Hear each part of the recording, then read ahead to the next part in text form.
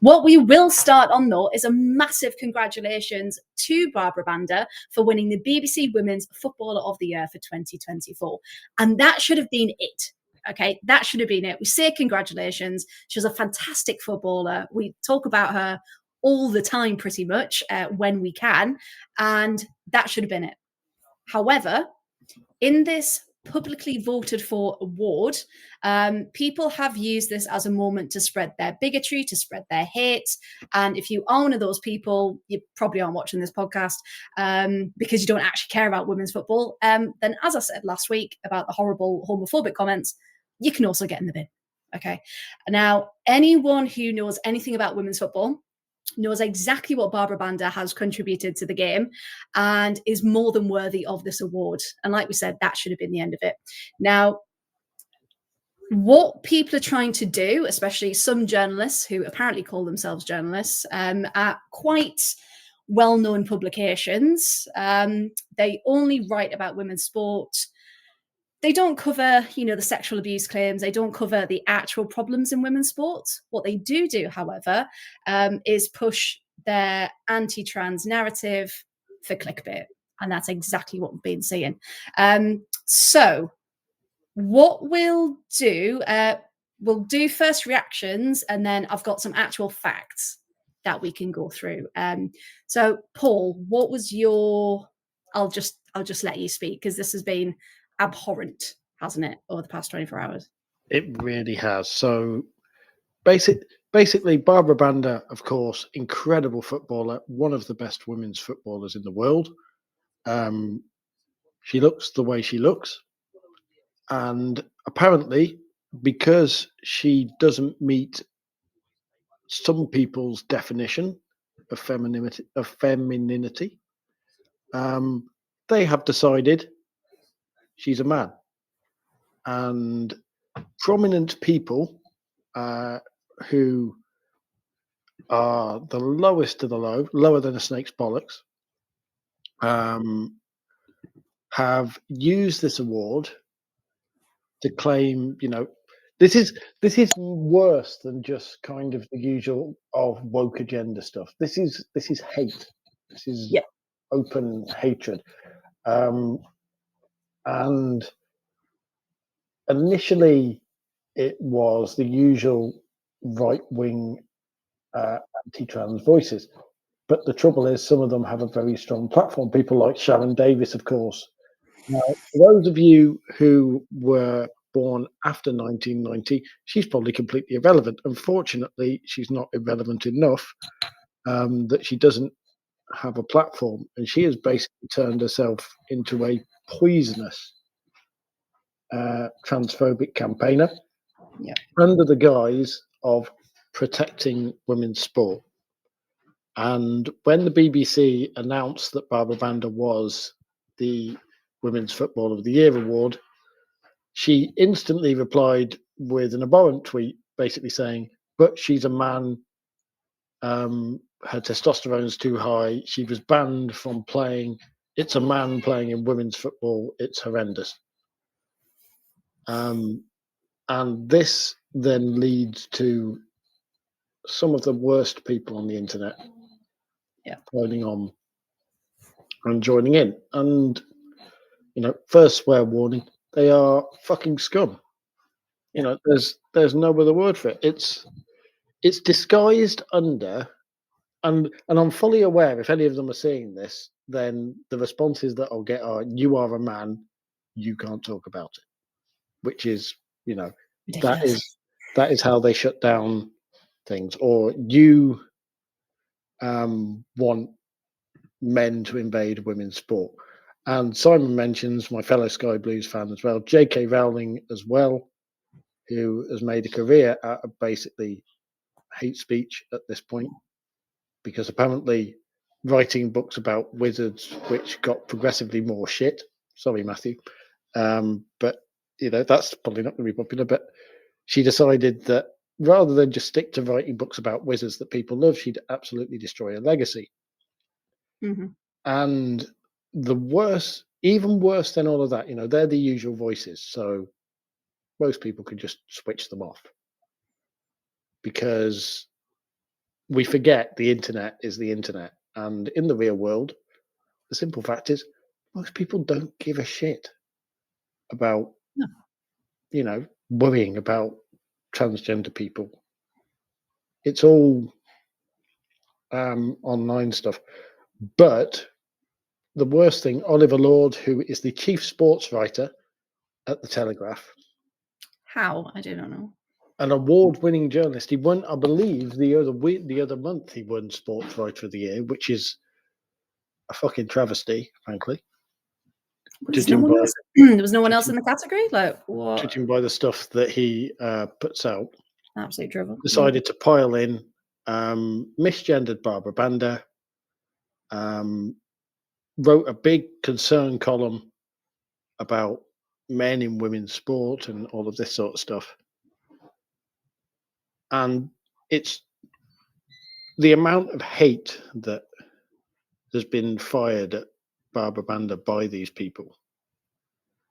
Martin Ziegler, who's the chief sports writer of the Times as well, wrote an article. And all of the reporting was basically about the one time Barbra Banda failed her, or didn't even fail, was excluded from playing in the African Cup of Nations over concerns about her gender, which were later proven to be groundless.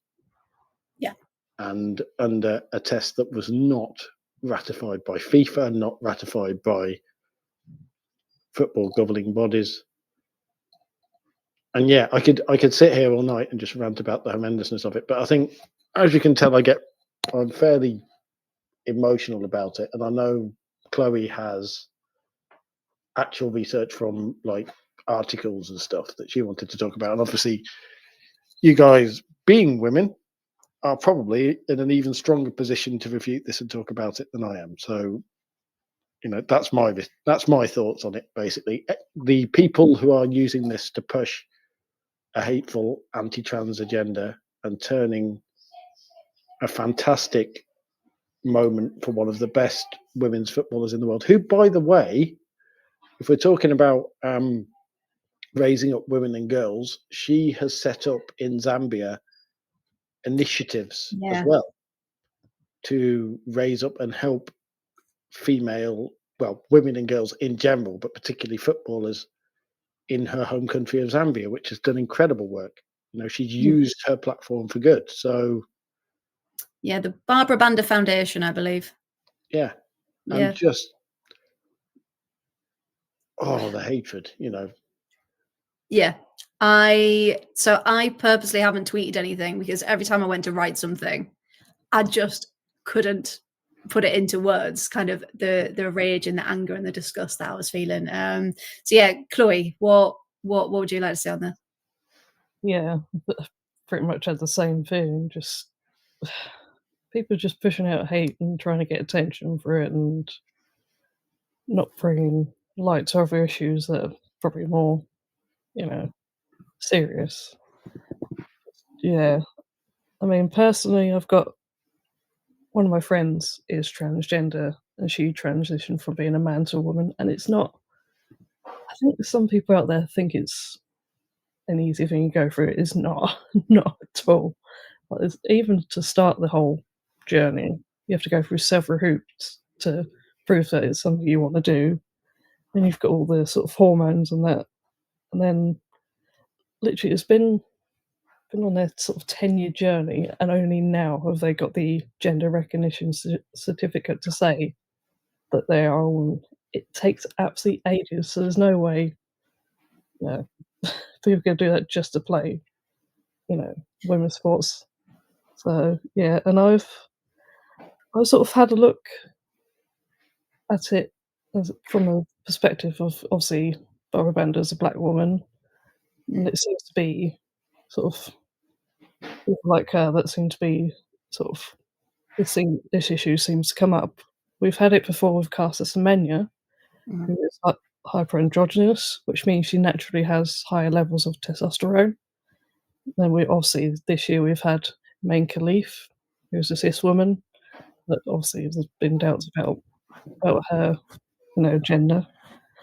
But yeah, looking through my research, I mean, having seen it in the news, black people are medically treated differently, and there's inequality throughout there because there's no sort of everything medical sort of people know is based on us white people, white women, white men. Mm.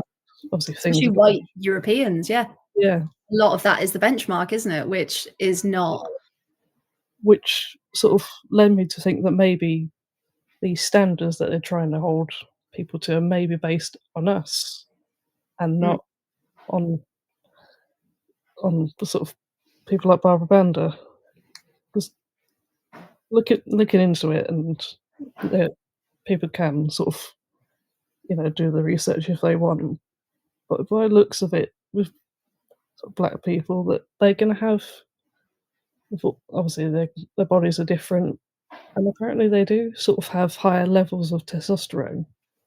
So if we've got standards based on us, Mm. of course they're gonna sort of fail these tests, or it's gonna crop up that it's like, oh, they're not a woman. No, they are, but it's just things are just slightly different. And maybe we need to actually sort of not have one standard. We need to sort of make things a bit different. And Yeah, there needs more, to be equity across the yeah, board, doesn't there? Yeah, yeah, for what's normal for your ethnicity and yeah, for your race, it should not just be based on one group of people because that's not fair in the slightest. Yeah, yeah. But absolutely. sadly, that's what society is at the moment. There's inequality. I mean, Yeah.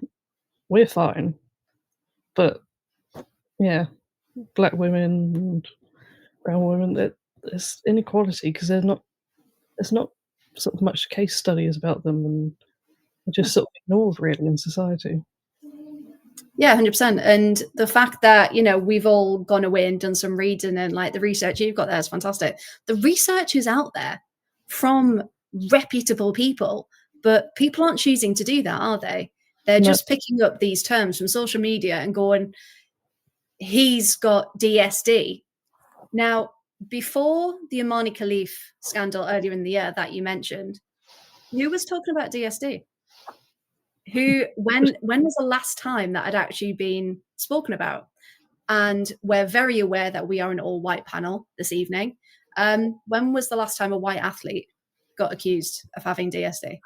Because I certainly can't remember anyone. I can't remember anyone. No. And because, as Graham rightly says, the research doesn't fit the narrative, so they ignore it. They dismiss it because it does not fit into their ideals of what a woman is. If you line up 100 women from all over the country, all over the world, they're going to be so completely different. You cannot make it, oh, this is what a woman looks like. It doesn't exist. It doesn't matter. So yeah, again, like Paul, I could rage about this for ages. Rosie, kind of coming from your perspective as well, what are your kind of thoughts or first reactions on this? Yeah, I mean, I tweeted about this earlier, and I've got flooded my mentions with everything you can imagine. But it's just ridiculous to me that these people are so full of hate that they're now attacking cis women as well as trans women, and they're making things up in order to spew hate, which is just crazy. Because if you actually cared about women's sports, you'd be talking about, oh, you want to discuss Zambian football? Talk about their manager, who has not been sacked but was banned from contact with his players at the Olympics. Yeah, but still allowed to actually go.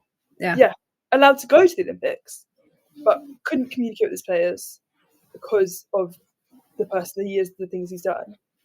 And yeah, talk about Maddie Cusack. Talk about how many women have to suffer before something is done in women's football. It's just insane that this is what they want to focus on.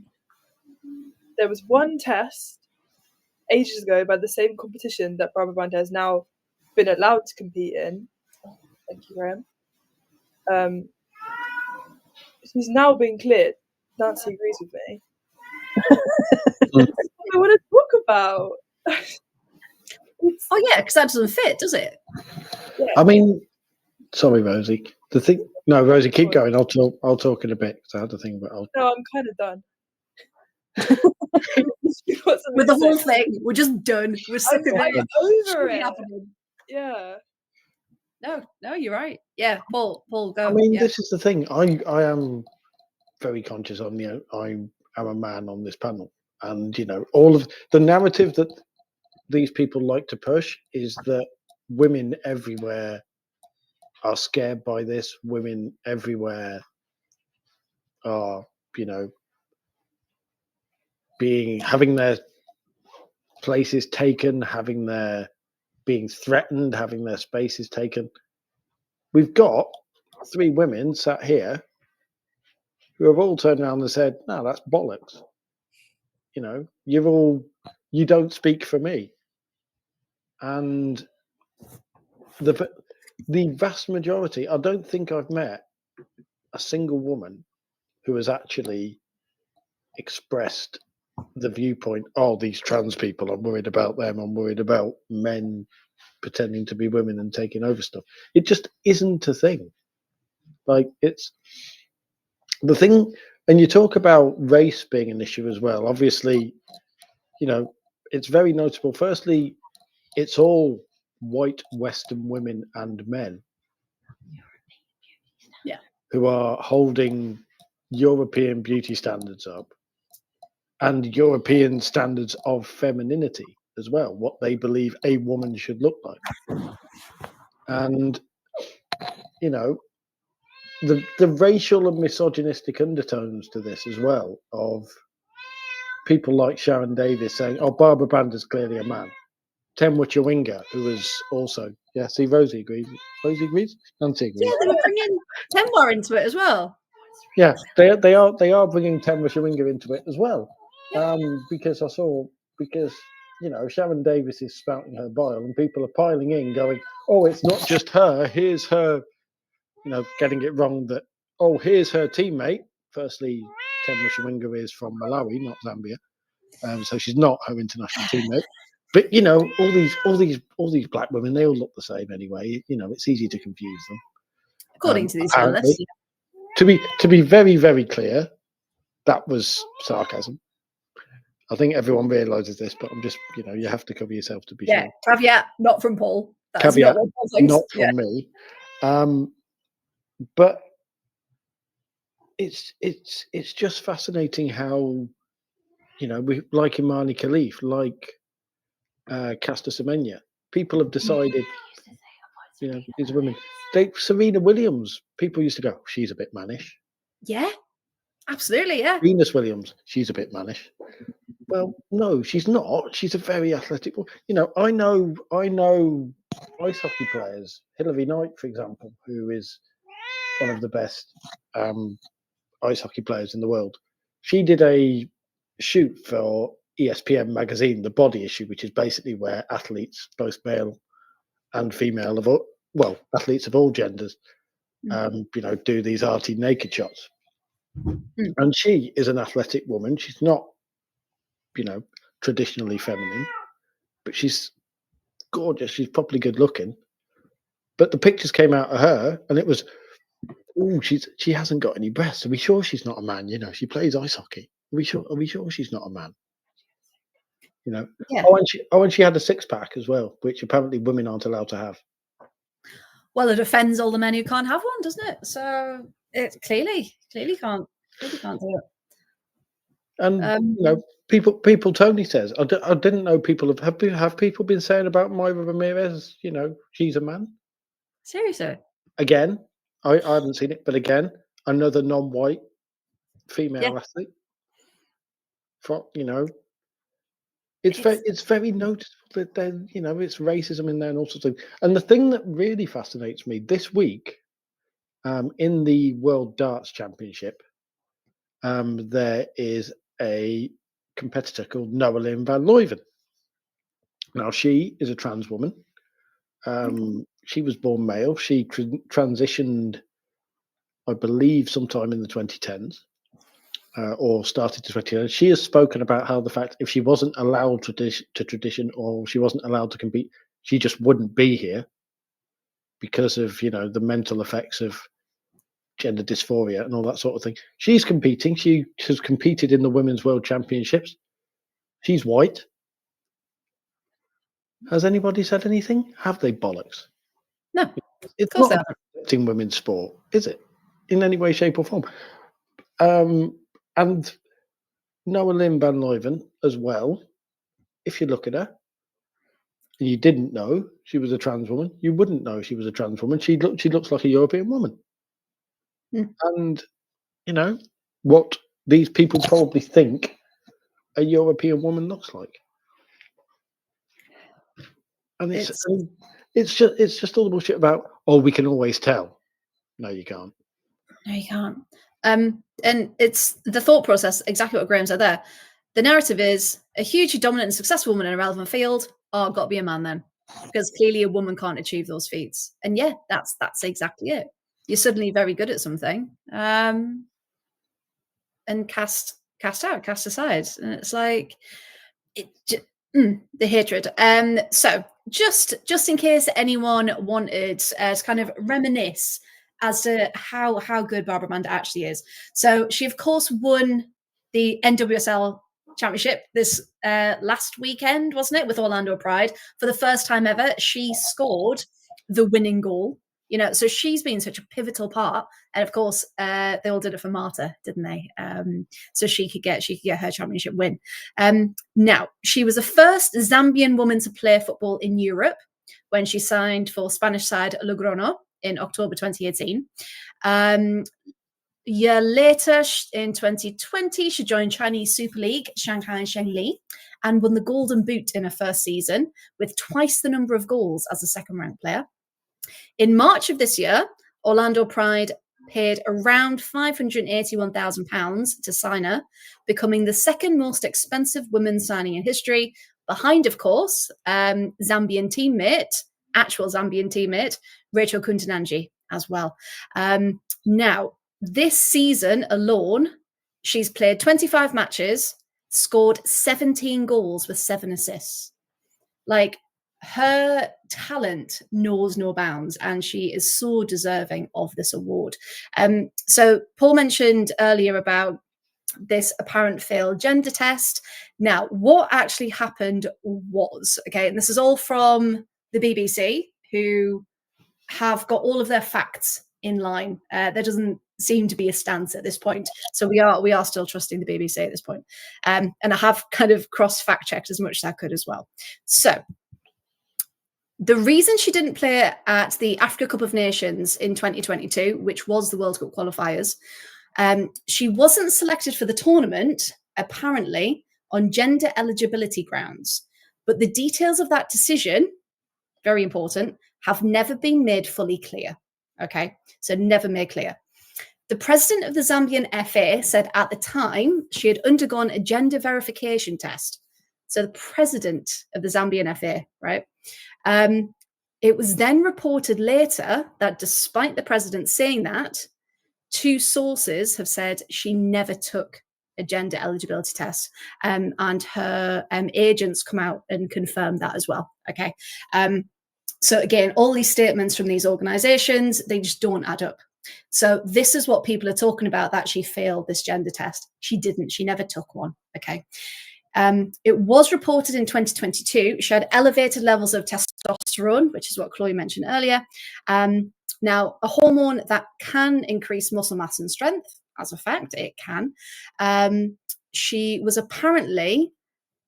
did apparently take medication to reduce her testosterone levels, but the levels didn't come down enough by the time the championship had started.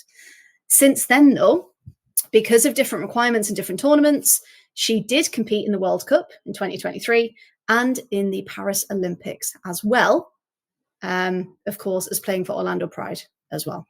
Now, FIFA's rules were last updated in 2011. Okay, so 13 years ago, they were last updated.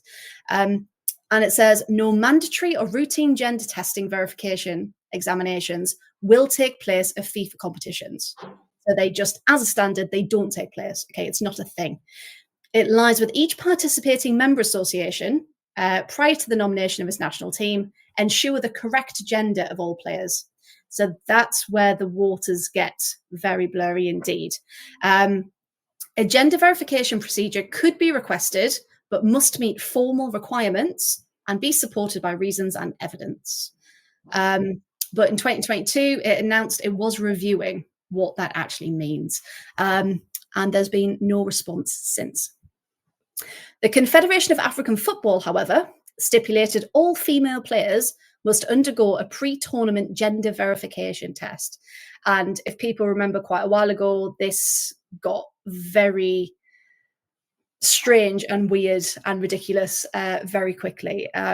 Now, Zambia have qualified for the next edition of WAFCON, as it's called. And BBC Sport has contacted the CEF about its current rules, but they have also not received a response. So no one really wants to talk about it, about what happened and what actually gender verification means. And the last, yeah, the obvious thing, the tone from Oliver Lord's article, the yes, non-entity. we were ready to throw our hands at this point as well. He wrote a column after reporting the article. He wrote a column that was basically women are right to feel cheated by this, which is bullshit for a start. But he actually said in this article, effectively, if you want, this is all very simple. Barbra Banda should prove she's a woman. Yeah. And it's like, well, Oliver, are you basically saying that you expect an international athlete to basically show you her fanny to prove that she's a woman? Is that what you're saying? Like, is that the level we're at? You're writing in a national newspaper about an international athlete. What she got between her legs? Prove it. I mean, that's fucked up. There's no other word for it. It's the creepiest. I don't even have words for how ridiculous that is. But the fact that the Telegraph have even published it and went, yeah, that's all right. You can't even argue it's arguing the other side of the argument because of the way it was written. It was very much, as Paul said, like, prove it. No. Yeah. She needs to prove she's a woman. And these turfs, I've had them in some mentions. Rosie, I can only imagine what you've had in your mentions if you've been flooded by. It's disgusting. All these people who all have names like Just Speaking Truth or whatever, a lot of them. Yeah. Or Just Asking Questions, all that sort of stuff. It's stuff like, if you have PCOS, you're technically not a woman under the definition of some of these people because you have elevated testosterone levels. It's they use this whole adult human female who can have children. So does that mean any woman who's infertile is suddenly no longer a woman? That's what these people are saying. And then you've got Oliver Lord, who, by the way, looks like one of those deep sea fish. Like, honestly, he can't talk about anybody looking suspect because he looks like he should be on a wall somewhere, or in a net, or in a net in a Japanese trawler. Like, genuinely, just. And I know we shouldn't stoop to that level, but I am going to because he's lost the right to be treated with any sort of respect for the stuff that he's written, in my opinion. And the thing that makes me really sad is the Telegraph obviously had Tom Gary working there, who is an incredible women's football reporter. Catherine Batt is moving there from the Mail very, very shortly. These are incredible writers who, if they'd been given the assignment, if you like, to write on this, would absolutely have written about Barbra Banda's incredible achievements on the field. Mm. Instead, you've got some middle-aged Hooray Henry Yaya deep fish-looking pleb asking a black African woman to show him her bits so that he can be okay with it, which is just wrong on so many not different for you. levels. It's literally, to quote Roisin Hasty from BBC Radio 1, it's not for you, Jason. Okay? This time and this space, I'm not holding any space for this. We're not. If these are the people who suddenly care about women's football, don't. We quite preferred it when you didn't care, because this isn't caring about it. This isn't fighting for the good. This isn't fighting to protect women. This is a bloody insult to anyone who identifies as female. The fact that these are apparently issues. They are not issues. If you talk to anyone in women's football or anyone who plays football for a gender inclusive team, it's not an issue. It's a literal non-issue. If it was such a problem, you'd hear about it. We would all be talking about it because we've all got friends in this industry who play, who are behind the scenes, who coach, who write about it. It would be a thing. It is not a thing. But they're pushing it for their own bloody anti-trans narrative. And the astonishing thing is, she's not trans. She is a cisgender woman who is getting labelled with all of these derogatory bullshit terms because of what she looks like. And it's disgusting. Now, DSD, for anyone who doesn't quite know, it's called disorder of sexual development. Okay, and just kind of this will kind of be the last point. It's a genuine medical condition where your chromosomes aren't just XX or XY. It can be a mix. Okay, and you can be born with a mix of both ovarian and testicular tissue. Okay, now genitals can appear more female, more male. They can also be a mix of both. Okay. Now, sometimes it affects growth, it affects puberty. Sometimes your sexual organs can be fully formed in the gender that you present to be. But actually, and this has been the case, some females, they've thought everything was completely fine, normal, had periods, etc., or irregular periods. They've gone to then have children and have found out they've got this. So by Sharon Davies and all the other idiots in the world, are you seeing, if you've lived your life as a woman and believe you are a woman and truly, truly know you're a woman, a test tells you, oh, not quite. Is really, that's going to define you? That baffles me. And I'm not okay with that. And no one else should be able to tell you what you identify as. And yeah, I'm mad. We're in 2024 with such a range of sexuality, gender identities, etc. And we're still having to have these conversations. Yeah. But what we wanted to do on the pod, and hopefully what we have done, is discuss it with as many facts as we can possibly get to you. The actual facts, not the bollocks that you're seeing on Twitter. That's an absolute cesspit. But we've talked about it in the way it should be talked about, which is congratulating Barbra Banda for a fantastic achievement that is very, very well deserved. So, has anyone got any last thoughts, or should we move on? I suppose the simplest one, I think I speak for everyone when I say, if you are one of those people who think that trans women shouldn't be allowed to play football, or you think Barbra Banda, or you're questioning the gender of female athletes, fuck off and get a life. Yep. Actually go outside, get out from under your rock and meet some people, because clearly you've never met a person before in your life. And I still, a lot of them are bots on the internet, but someone's programming them somewhere. And unfortunately, these idiots are the ones that shout the loudest. But we are going to continue to be here as a safe space, as an environment where you can be who the bloody hell you want to be. And we're going to keep talking about football the way we love it, and championing the people who need our support and need us to talk about these issues on our platform. So we will continue to do so. So yes, so thank you for everyone for joining in on that. Thank you for everyone in the chat as well. But yeah, it's horrendous that we've got to talk about it. The fact that we can't just say congratulations, well done, and move on. So yeah, we will leave on a positive of congratulations, Barbara. Fantastic effort.